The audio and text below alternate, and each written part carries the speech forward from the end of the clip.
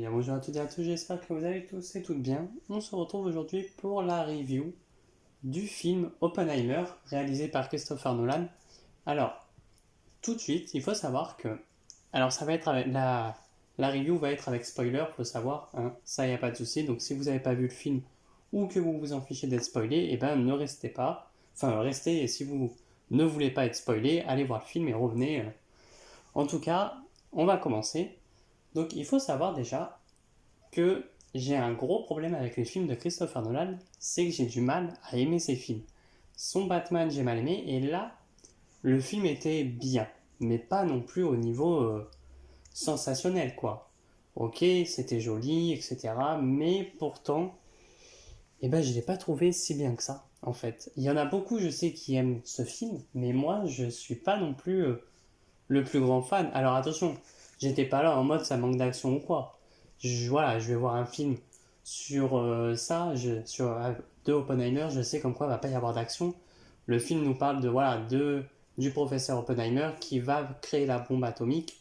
Je ne m'attendais pas à ce qu'il y ait des courses poursuites en voiture ou quoi que ce soit. Non, pas du tout.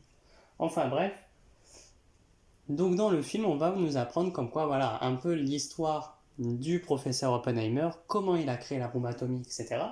Alors il y a de très jolis décors. Il faut savoir que le film au début commence sur, on va dire au début, trois timelines. Entre guillemets, parce que après c'est à la fin où tu te dis, ok, c'est peut-être plus comme ça. Parce qu'au début tu penses que c'est un peu plus présent, passé, futur. Et à un moment donné, en fait, toutes ces temporalités vont se, se coller les unes entre elles. Tout départ, tu vas avoir le présent où nous, on va nous parler du professeur Oppenheimer, de son histoire. Puis tu vas avoir des flashbacks de son passé où on va nous apprendre comme quoi avant, enfin, tout son parcours pour devenir le fameux scientifique qu'il est devenu. Et ensuite, on va avoir le futur avec Robert Downey Jr. qui va être un, je sais plus le nom du père. C'est pour ça j'ai du mal avec ces films, c'est que je n'arrive plus à savoir après quel nom était qui. Enfin bref, Robert Downey Jr. qui joue un personnage, je ne sais plus lequel. Et par contre, ça va se passer plus tard dans le futur. Sauf que ces temporalités vont se passer en même temps dans le film pour pas perdre le celui qui regarde le spectateur du cinéma. Il faut savoir que le film dure 3 heures et alors au tout début ça va vite et vers les 20 dernières minutes, ouais, j'ai quand même regardé mon heure en mode c'est bientôt fini ou pas quoi. Parce que je me suis quand même ennuyé à la fin. Enfin bref, on a aussi Florence Pugh qui apparaît dans le film. Bon, après les fois où elle apparaît, c'est souvent nue, voilà. Donc n'allez pas emmener vos enfants voir Oppenheimer. Faut savoir que dans ma salle il y avait un enfant de 10 ans. Bref, enfin voilà, on a donc Florence Pugh n'apparaît pas non plus énormément.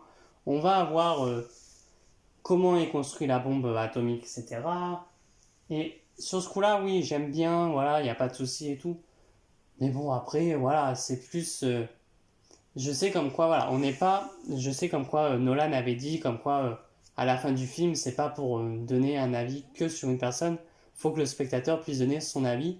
Oui, après, on te fait beaucoup passer le créateur de la bombe atomique pour justement une victime entre guillemets. Même si je sais que c'est pas le but premier de Christopher Nolan, ben en fait quand même on a ce petit côté où ben il est malheureux, il fait les choses parce qu'on lui demande et puis point barre.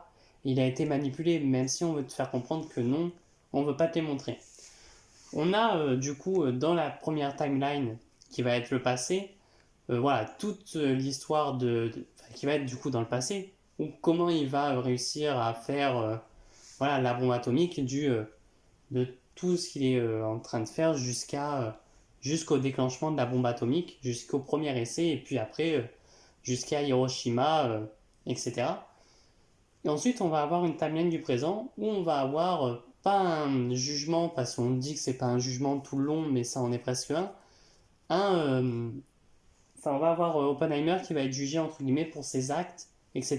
Parce que ce qu'il faut savoir, c'est qu'il a été dans le parti communiste, mais pour lui, il ne l'était pas.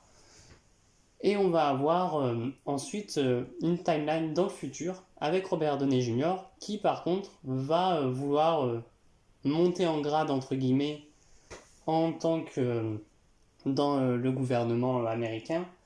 Sauf que celui-là va tomber sur un piège, c'est que certaines personnes vont être, vont être du côté d'Oppenheimer et donc vont du coup réussir à faire tomber Robert Downey Jr. Même si pendant tout le film, on ne te fait pas comprendre comme quoi Robert Downey Jr. est un peu entre guillemets méchant. Mais ça, voilà, on te le fait comprendre que vers la fin, et c'est au bout d'un moment quand les deux vont se croiser que voilà, tu vas comprendre qu'il y a des agissements qui ont été faits, etc. Pourquoi pas. Ensuite, on a du coup, faut savoir que j'ai déjà oublié le film en fait, presque. Genre là, je viens de sortir de la séance, et j'ai presque oublié le film tellement. Euh, Après, on a quand même, voilà, on a comme quoi Oppenheimer, enfin voilà, voulait aussi travailler sur le sujet de la bombe hydrogène, si je me trompe pas. Ah bon, peut-être que je me trompe totalement. Et donc n'était pas prêt à la créer. On va voir comme quoi il va avoir quand même des remords dans ce qu'il fait, voilà, dans ce qu'il a fait après. Au tout début, il n'a pas de remords en mode il est content de ce qu'il a fait. Puis petit à petit, quand il va comprendre que voilà, tout ce qu'on va créer, tout ce que l'être humain va créer, ça peut être changé en arme. Voilà, petit à petit, il va commencer à avoir des remords. Et là, c'est là où tu te dis quand même, Nolan a essayé plus de prendre parti du côté de, de Oppenheimer que du côté, de rester neutre et de laisser choisir le spectateur sur quel côté il veut être. Alors, tu peux rester sur le même côté, voilà, tu peux te dire, non, c'est un, voilà, et puis ou te dire, oui, en fait, il a été manipulé, c'est lui qui est pauvre dans l'histoire, etc. Même si, voilà, on te fait comprendre quand même qu'il a été manipulé plus le long du film. Enfin bref. Et il y a des moments où je trouve que le film est quand même assez long. Tout ce qui est procès, etc., quand même assez long en fait. Parce qu'à un moment donné, on va te faire venir des personnages que tu as vus, etc., en tant que témoin pour témoigner contre ou pour Robert Oppenheimer. Et en fait, tous ces moments vont être assez longs. Même s'ils sont très intéressants, assez longs dans leur manière de faire. Alors je peux comprendre qu'il y en a que ça aime beaucoup, sauf que le film dure 3 heures. Je pense qu'il y aurait eu des scènes ou qui auraient pu être coupées, ou peut-être raccourcies.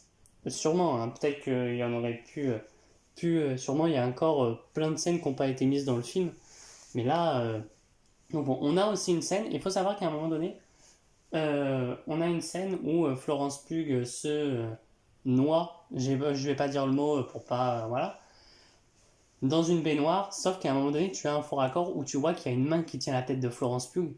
Donc bon, ça, je me suis dit encore que ça va être, parce qu'on te dit comme quoi la lettre, et elle a écrit une lettre et tout, on te dit pas ce qu'il y a sur la lettre, on dit qu'elle n'a pas été écrite, j'aurais aimé qu'on sache si elle s'est vraiment noyée dans sa baignoire, ou bien on l'a, voilà, tuée ou pas. Bon, ça on ne nous le montre pas, on ne nous le dit pas, c'est une graine entre guillemets qu'on va poser là, et puis voilà.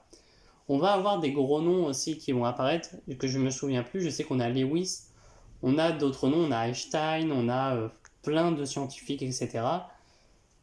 Tu sais qu'ils sont là, mais en fait, si tu connais un peu, si tu as un peu de culture générale, etc., tu peux les connaître, ces noms-là. Mais c'est compliqué de tous les retenir parce qu'ils y sont. Il y en a beaucoup trop. On va te poser plein de personnes, etc., beaucoup trop rapidement. Enfin bon. Ensuite, on a du coup, on a l'acheminement. Du coup, on va avoir Oppenheimer qui va proposer de créer toute une ville, entre guillemets, pour justement créer la bombe atomique. Ok, pas de souci. Après, on va te montrer. En fait, c'est plus un biopic, si je ne me trompe pas, où on va te faire apprendre comment elle a été créée, donc dans un village, etc. Ce village, du coup, il a été gardé de ce qu'on comprend. Je sais pas si je me trompe pas. Enfin, il a été gardé, il a été fait dans le désert, etc. Et du coup, il a été gardé apparemment. Est-ce qu'il a été gardé aujourd'hui? Je ne sais pas. Et j'avoue que je n'irai pas faire les recherches. Non pas parce que je n'ai pas envie, plus par flemme. que faire des recherches parce que je ne me souviens déjà plus du nom de l'endroit où ils font leur projet scientifique, etc. Et donc, cette bombe atomique a été prévue pour la Seconde Guerre mondiale pour faire voilà, pour anéantir les nazis, enfin voilà, pour arrêter la Seconde Guerre mondiale.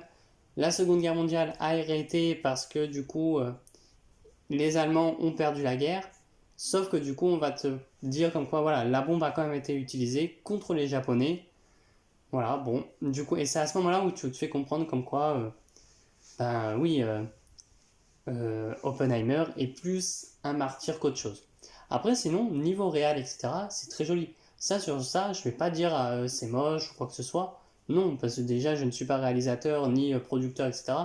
On peut pas dire que voilà, c'est moche. Quand il y a la bombe atomique qui tombe, pour la première fois, oui, là, t'es collé à ton siège en mode wow. Parce que tu te dis, t'as quand même ton cœur qui bat hyper vite, en mode est-ce que ça va arriver ou pas. Ça arrive et c'est fait super bien. Alors voilà, au tout début, on va te montrer comment c'est fait. Et il y a des moments où, au tout début, on va te montrer déjà la bombe atomique. Puis après, on va te l'expliquer comment elle a été faite, etc. Ok, pas de souci. Et puis après, tout le long, on va avoir après. En fait, du tout début jusqu'à la bombe atomique, eh ben, tu as quand même ça va très vite. Et après, de la bombe atomique à, la fin, donc, et là, c'est à ce moment-là où ça en devient un peu plus long, un peu plus. Je m'attendais pas à avoir énormément de choses, bien entendu, mais voilà, c'était un peu plus long. Est-ce que j'ai aimé le film? Oui, entre guillemets, mais c'est pas un film que j'irai revoir. Par contre, c'est pas un film que je vais me dire, tiens, demain je retourne. Non, 3 heures c'est hyper long, et puis tu vois le temps passer en fait. Mais bon, enfin bref, voilà, j'allais pas dire grand-chose. Il y a des points positifs, mais j'arrive pas à les sortir comme ça. C'est une réaction à chaud, hein, je viens d'en sortir. Il y en a, mais peut-être comme ça, j'arrive pas. J'ai vu que des points négatifs. Enfin, j'ai vu beaucoup de points négatifs. Après, voilà, Florence Pugh est superbe, même dans son rôle. Les acteurs sont super, même Robert Downey Jr. Voilà, au début, tu crois que c'est une personne super sympathique, etc. Puis après, tu te rends compte quand même que c'est un mec, voilà, qui est prêt à tout pour avoir la gloire et pour monter dans les échelons. Parce qu'on te fait comprendre, voilà, c'est Lewis et qui vendait avant que des chaussures. Et là, on te fait comprendre qu'il veut monter dans les échelons. On te fait comprendre que il a été destitué, donc Lewis, de ses fonctions dans la Maison Blanche par Kennedy, qui n'est pas encore président à ce moment-là. On te fait comprendre que voilà, Kennedy veut se faire un grand nom, donc on te fait comprendre que voilà, après plus tard, ça sera John Kennedy, etc. Mais voilà, est-ce que c'est des vraies choses qui se sont passées dans l'histoire ou est-ce que c'est plus fictif? Ça, on n'en saura pas. Et voilà, peut-être que ça l'est, peut-être que ça l'est pas. Enfin bref.